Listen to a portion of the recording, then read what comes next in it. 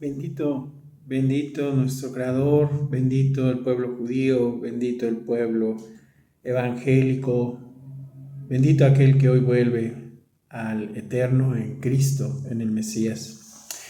En, en Génesis capítulo 12, en hebreo, esta sección cuando se estudia se le llama Lej Leja, porque cuando empieza, dice, lo estoy traduciendo aquí del inglés de una versión en inglés que estoy leyendo, y dice, el Señor le dijo a Abraham, vete de tu tierra, de tus parientes, de la casa de tu padre, a la tierra que yo te voy a mostrar.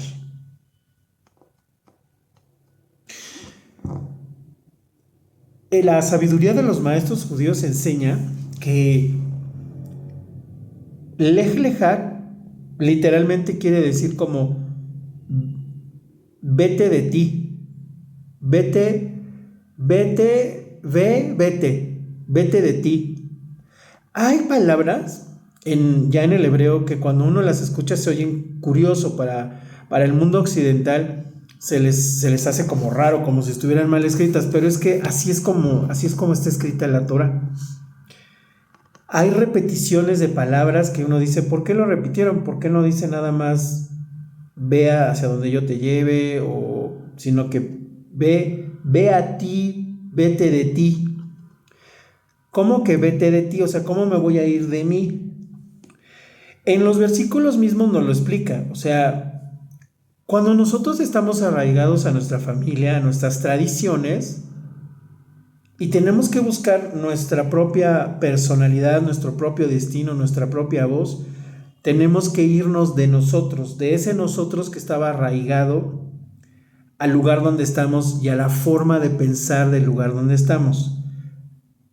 La familia, el entorno social, etc. En otras palabras, cuando nosotros ya estamos buscando a Dios, tenemos que empezar, para no ser tan tajante, pero tenemos que empezar a alejarnos de las cosas que hacíamos antes. Yo a veces, para dar el ejemplo, es como si nosotros nos fuésemos a ser monjes. Eso es ser santos, que uno se va a apartar del mundo mundano. Ajá.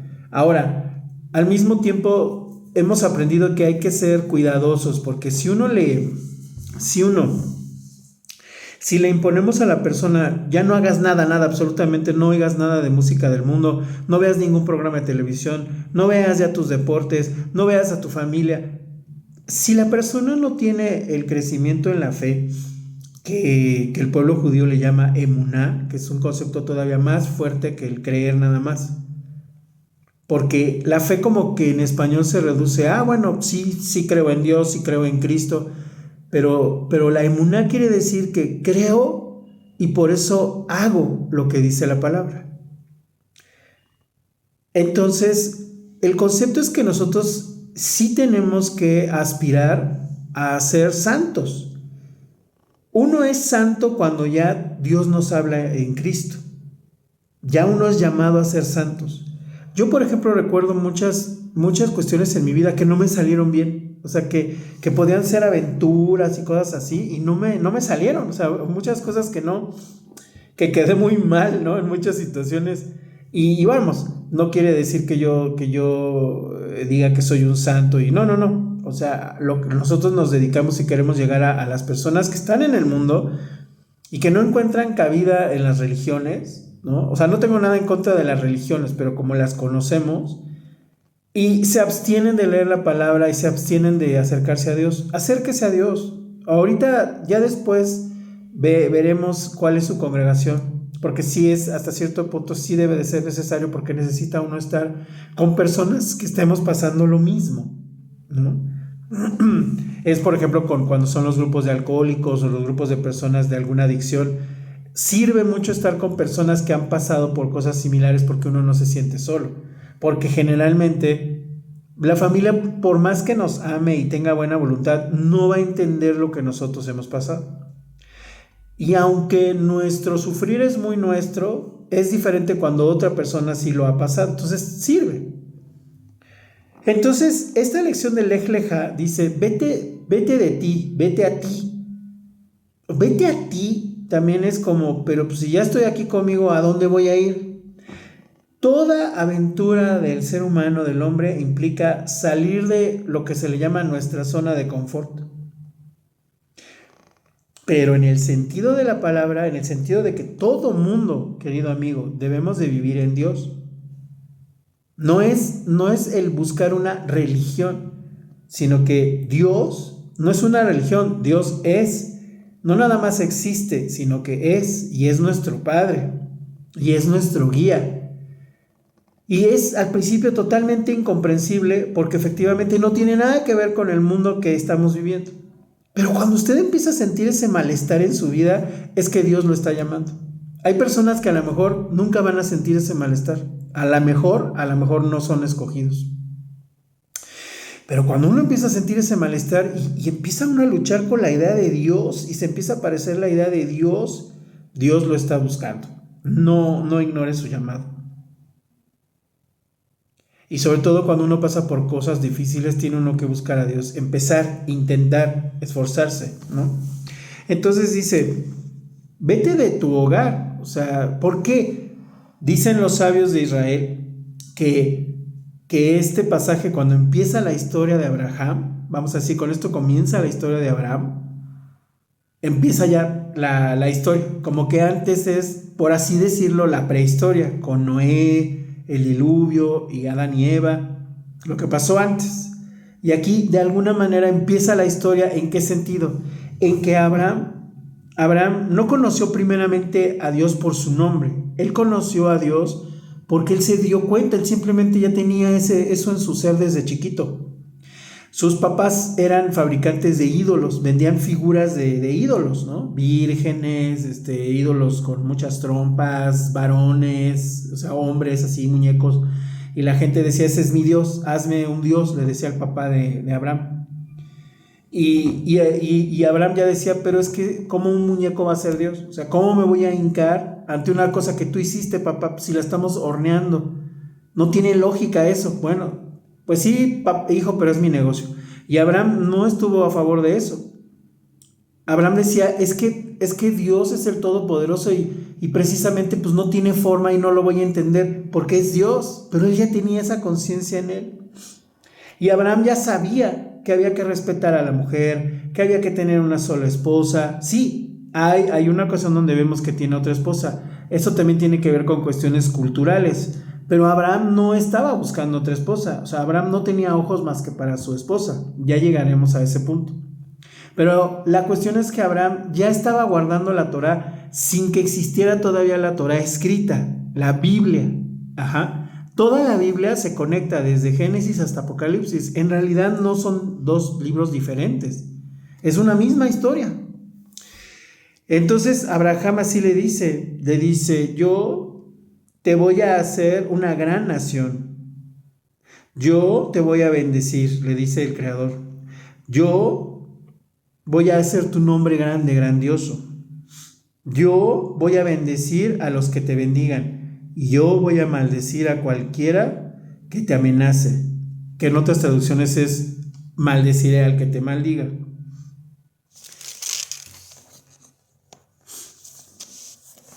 Otra de las cosas que se estudian en esta historia de Abraham es que Abraham se vuelve alguien que predica a Dios. Todavía no existía la palabra como tal, o sea, todavía no existía escrita, pero él ya predicaba y decía, buscaba a todo mundo de cualquier lugar. Por eso le llamaban Abraham el hebreo, el hibrid, porque hebreo quiere decir que andas de aquí para acá. Y también quiere decir como que es un puente, que eres un puente. Entonces Abraham fue un puente del ser humano al Dios verdadero. No había religiones, todavía no se sabía qué pueblos eran, qué tribus eran. Abraham nada más dijo, ¿sabes que existe un solo Dios? Le decía a todo el mundo y que es bueno y que Él está para ayudarnos y que debemos de adorarlo porque el ser humano tiene una tendencia a adorar. Por eso ves, y le decía a la gente, por eso ves tú que todo el mundo pone sus ídolos y quiere adorar a la naturaleza. Y la gente, fíjense, no nada más era que lo hiciera por pura idolatría, porque había gente que no tenía ese concepto.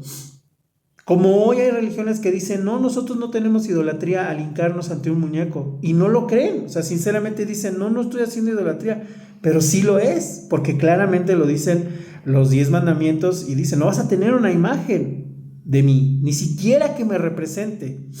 En los 10 mandamientos dice, no es que tú te hagas, no nada más una imagen totalmente rara, ¿no?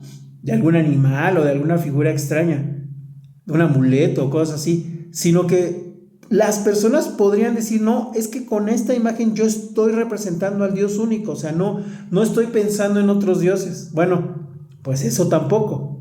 Cuando el pueblo de Israel hace el becerro de oro, le pide a Aarón que le haga Elohim, que le haga a Dios, que también Elohim significa dioses o jueces, pero se referían ellos, haznos a Dios. El pueblo de Israel, Aarón, no le pide los dioses de Egipto, o sea, no le pide danos los dioses de Egipto para adorarlos. No, le pide, danos a Dios, danos una figura para con esa podernos agarrar y conectarnos a Dios.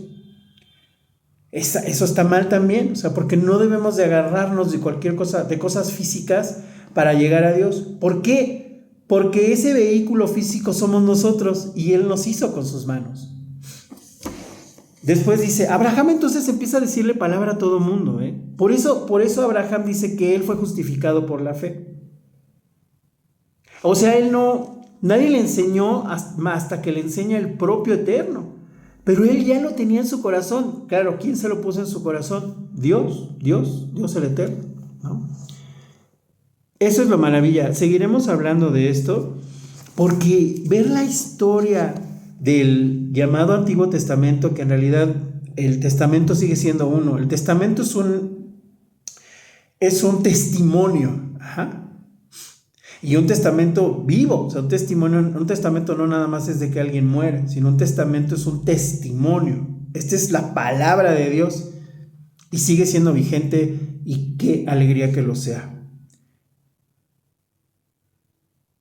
Y que todo esto además estaba marcando el camino, abriendo el camino para la vuelta del Mesías. En Cristo Jesús, como se conoce en el mundo occidental, cuyo nombre original es Yeshua y cuyo nombre más elevado es Yahshua o Yahoshua. En el mundo del pensamiento judío eso se hace mucho con las palabras. Ajá. Eso es una cuestión de un pensamiento oriental. Ajá. El pueblo judío tiene un pensamiento orientalizado. Ajá. No es occidental la forma de entender la Biblia. Es por eso que hay cosas que se confrontan un poco, pero bueno, que nosotros esperamos que a usted le sirvan de mucho, que lo más seguro es que usted sea alguien que siga a Cristo. Shalom, muchas gracias por suscribirse, gracias por darle like a estos temas de interés, que el Eterno le bendiga mucho. Su amigo Gabriel Gabay.